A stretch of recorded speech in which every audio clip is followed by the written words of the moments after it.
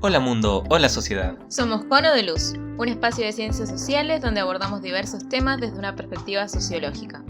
En esta ocasión les hablamos Gabriel y Damaris. En este episodio vamos a hablar sobre el fenómeno de la innovación, pero antes queremos festejar el aniversario de Cono de Luz.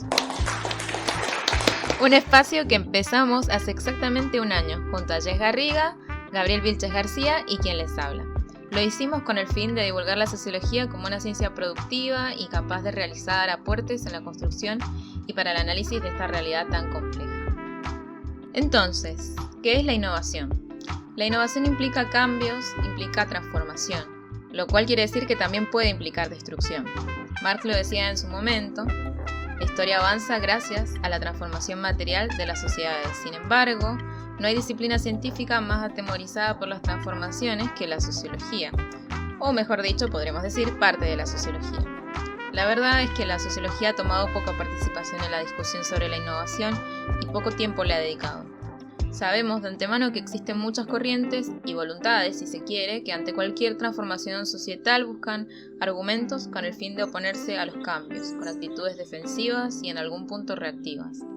En este espacio, y muy al contrario, lo que buscamos es poner el ojo sociológico en el análisis de los posibles impactos y buscamos brindar respuestas a los cambios que se producen, priorizando potenciar sus beneficios y amortiguar aquellos efectos indeseados.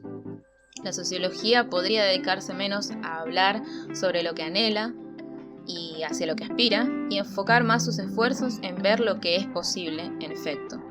Y su capacidad de diagnóstico es algo crucial en este sentido. A la hora de tratar el concepto de la innovación, queremos empezar por preguntarnos qué hace que un producto o un servicio sea innovador y por qué otros no entran en esta clasificación. Bueno, a esta respuesta falta un poco de debate bibliográfico. Sin embargo, si se rebusca algo se puede encontrar. Y en este caso queremos remitirnos a un texto de Brun y Hukkinen, donde exponen algunas de las principales corrientes de las ciencias sociales y de la sociología específicamente que tratan el fenómeno de la innovación tecnológica. Por un lado tenemos la economía evolucionista, que entiende desde una postura o desde una visión de la historia unidireccional, evolutiva, en donde las sociedades van progresando evolutivamente y para mejor, podríamos decir. Entienden que la innovación es un fenómeno que aparece bajo condiciones de mercado y por lo tanto la innovación está definida porque es mejor objetivamente por favorecer la rentabilidad de las empresas, sea por reducir la demanda de mano de obra, sea por eficientizar los procesos productivos, pero en definitiva lo determina la mayor rentabilidad que va a tener una empresa y esto genera el dinamismo propio de una innovación, lo que da lugar a la evolución social. Por otro lado tenemos la perspectiva de la construcción social de la tecnología, que piensa el fenómeno de la transformación tecnológica desde una perspectiva más crítica, entendiendo que las innovaciones se imponen como tal luego de un proceso conflictivo, en donde distintos cambios se entrecruzan, donde distintos actores forman parte y buscan imponer su forma de entender la innovación y qué es una innovación y qué no es una innovación. En este proceso, en definitiva, se construye socialmente qué va a ser la transformación digital, qué va a ser la innovación y por dónde va a venir el cambio a partir de las relaciones de poder. Es decir, quien más poder tiene, más capacidad de imponer qué es una innovación tiene y por lo tanto en este sentido, en este proceso dialéctico, se termina resolviendo a partir del conflicto. Finalmente tenemos la postura de la teoría del actor red, que es a la que principalmente vamos a prestarle atención en este caso, que nos invita a pensar las transformaciones tecnológicas de acuerdo a su capacidad de impacto en la sociedad, argumentando que las innovaciones están dadas por las reconfiguraciones que implican en los entramados sociales. La teoría del actor red nos habla de entender al mundo no como algo que está regido por leyes claras, claramente definidas, sino que es una totalidad compleja donde reina cierta incertidumbre. Y en esta complejidad, en esta red de elementos que se conectan y se desconectan todo el tiempo, se producen las transformaciones, que son las que justamente tienen la capacidad de transformar y de producir nuevas formas de conexión y desconexión. Esto implica que tiene un impacto efectivo en cómo se organiza el entorno, cómo se generan las dinámicas dentro de los entornos y cómo los agentes o los actores habitan estos entornos. Así, una innovación estaría definida por su capacidad de transformar ese entorno. Llámese, por ejemplo, tecnología innovadora, aquella tecnología capaz de cambiar las reglas del juego en el que se vive en un contexto, particular y con cierta configuración. En esta línea me parece importante destacar que en un plano de mayor complejidad es clave entender esto como un movimiento o fuerza, entre comillas, que es disruptiva pero que a la vez logra congeniar, siendo rupturista en algún punto, distintos agentes, sus incumbencias y su capacidad de crear propuestas. Más que nada para hacer una leve aclaración sobre lo que implica la teoría del actor red en contraste con la de la construcción social de la tecnología, ya que esta se centra en la dimensión conflictiva, donde se disputa y se discute sobre la definición de innovación, al final de cuentas, sobre lo que es y lo que no es. Y desde ese lugar me parece importante hacer esta aclaración y bueno, poner en discusión ambas corrientes, ¿no? que pueden ser tenidas en cuenta y creo que son relativamente vigentes en la discusión actual que se puede tener en este sentido y en este ámbito. Sí, totalmente. La teoría del actor red particularmente nos sirve para analizar ciertos contextos y ciertos fenómenos que se dieron, particularmente en el contexto de la globalización, entendiendo que el concepto de la innovación es algo que recientemente ha tomado mucho peso debido a la importancia fundamental que tiene en la dinámica, en el funcionamiento de la globalización. La globalización no nace tampoco como una tendencia natural dentro de la razón humana. Es un formato de sistema económico, social y político que se da bajo condiciones muy específicas. Tecnologías que ayudan a redimensionar los espacios, acelerar los flujos globales, posibilitar la conexión de puntos repartidos por todo el mapa. La globalización en este sentido es el producto de una transformación muy específica que se da en el sector de las telecomunicaciones y posibilita el intercambio local y la aceleración de los flujos internacionales que ya venía siendo presionada por las grandes empresas localizadas en Estados Unidos, localizadas en Europa y particularmente también en una situación que se produce en el Japón de los años 70.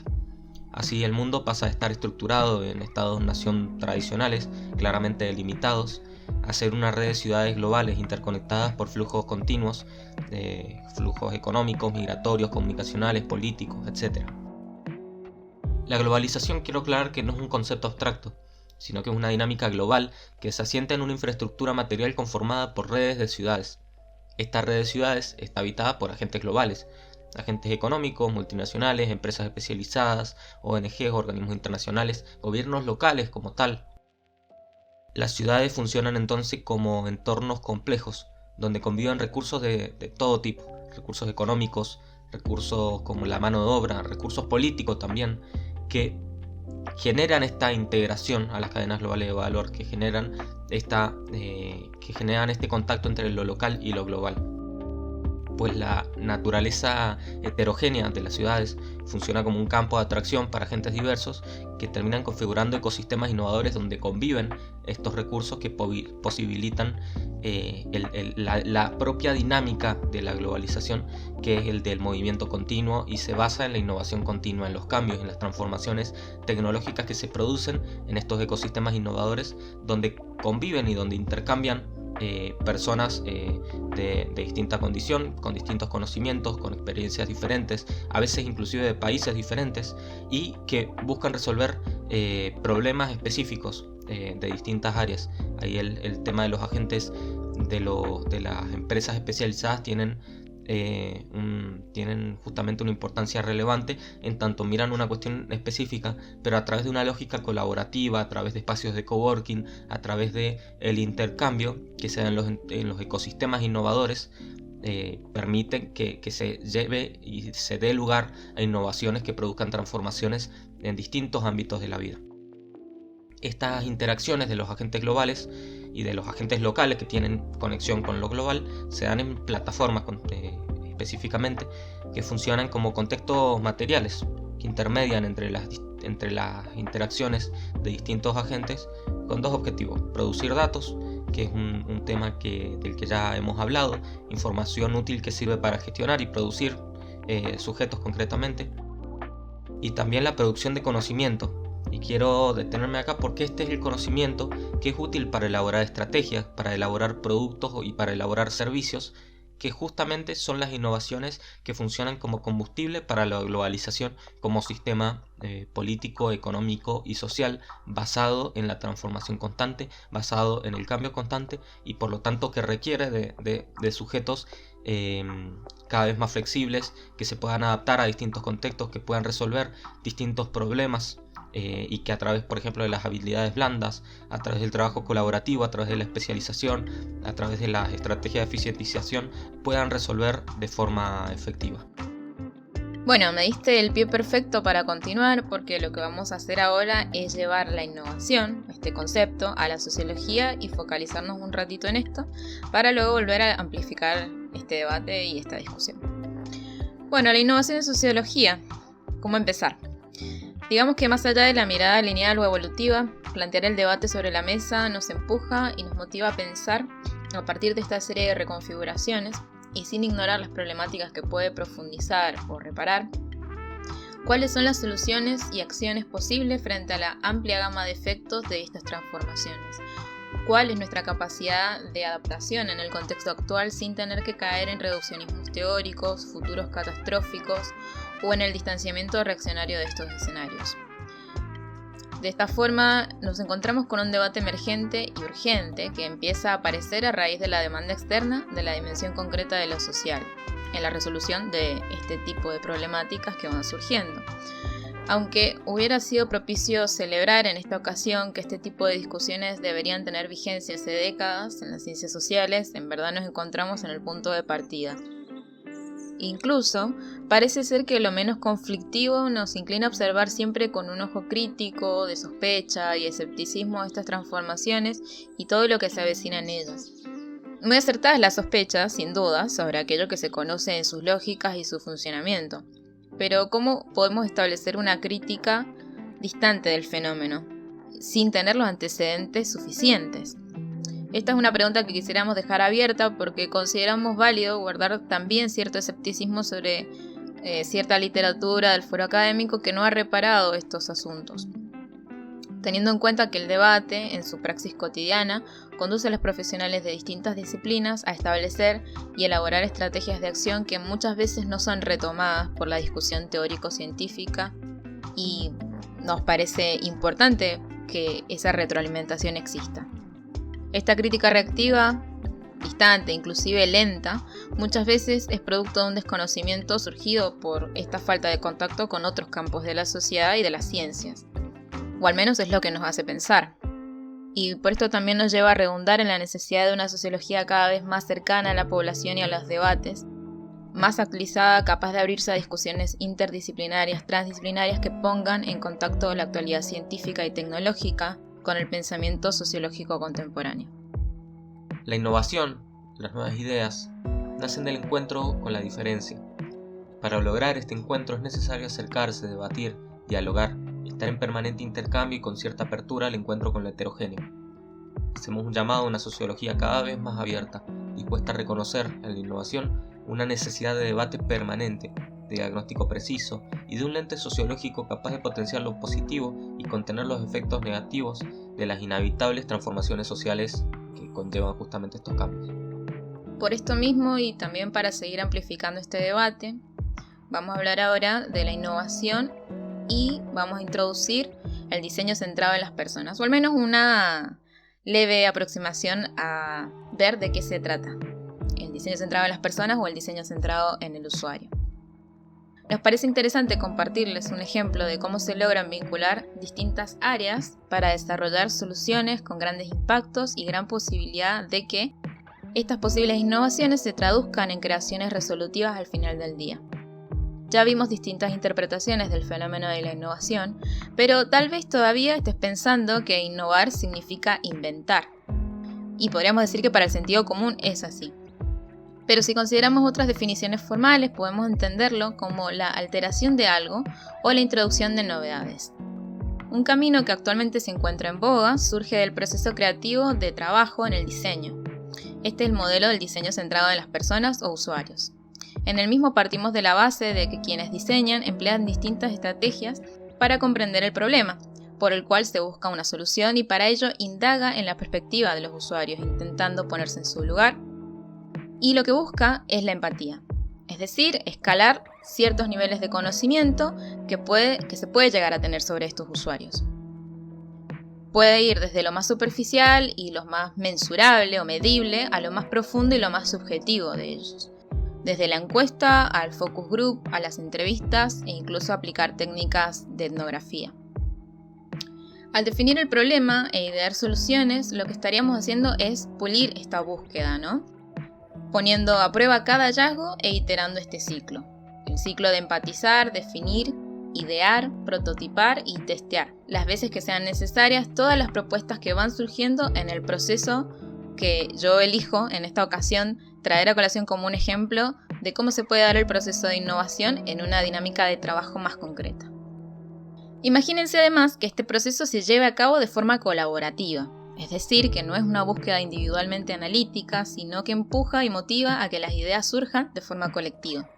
Este es uno de los aprendizajes que nos deja el diseño, aunque bien dicho es, a estas alturas, diseñar no es solo para diseñadores y que este tipo de metodologías y enfoques son cada vez más aplicados y buscados tanto en gobiernos, en el sector público como en empresas, ya que la demanda de los usuarios amerita ser trabajada con herramientas que garanticen la participación de ellos en este proceso.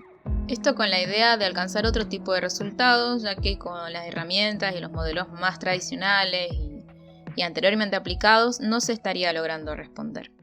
Bueno, y acá traer nuevamente a colación a la sociología por el valor que tiene en términos de recopilación de información de las personas, de las perspectivas de las personas, de las demandas de las personas.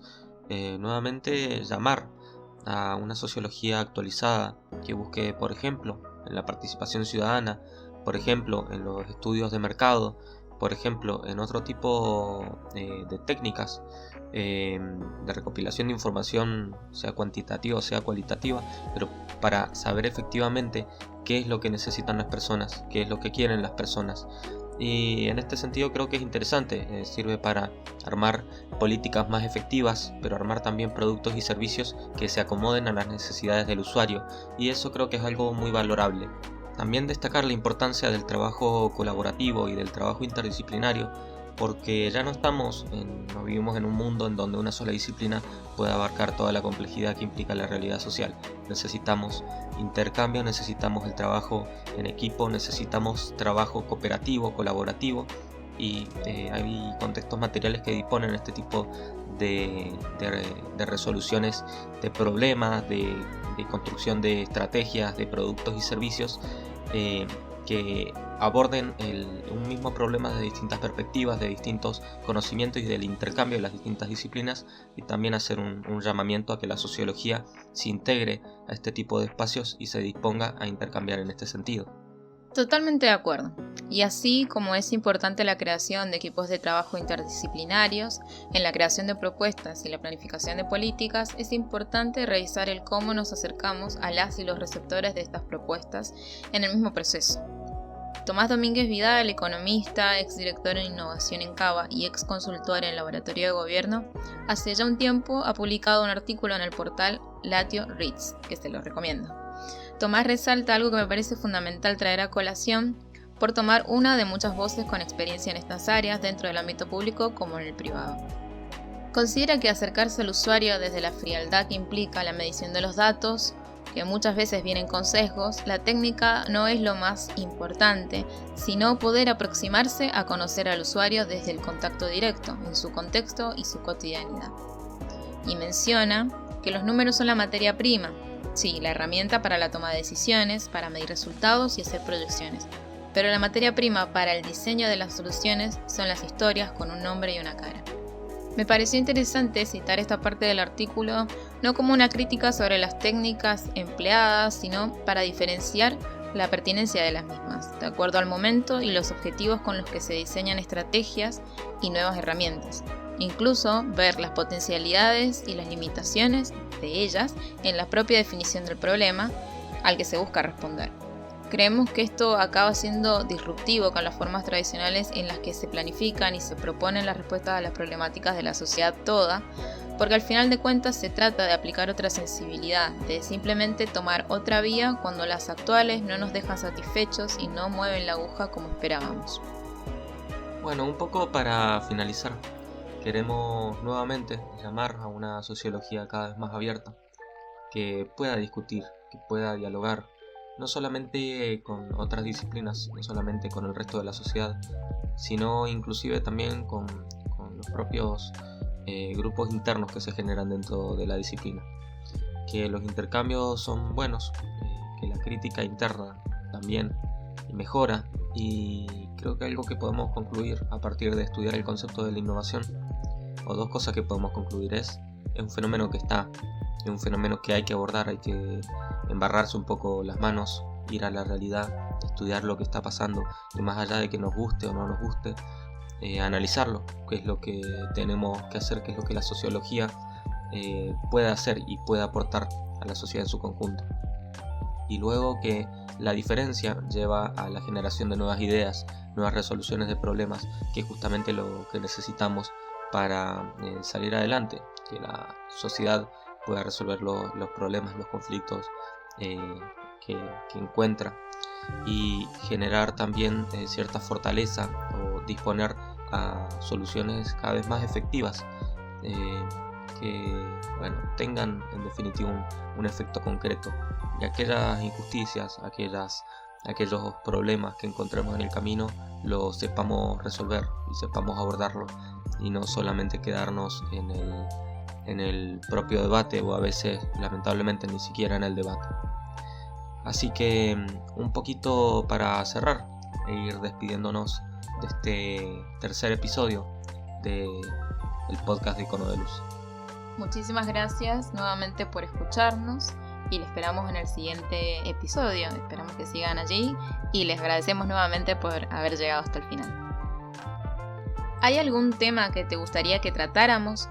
Puedes escribirnos a nuestro WhatsApp o Telegram.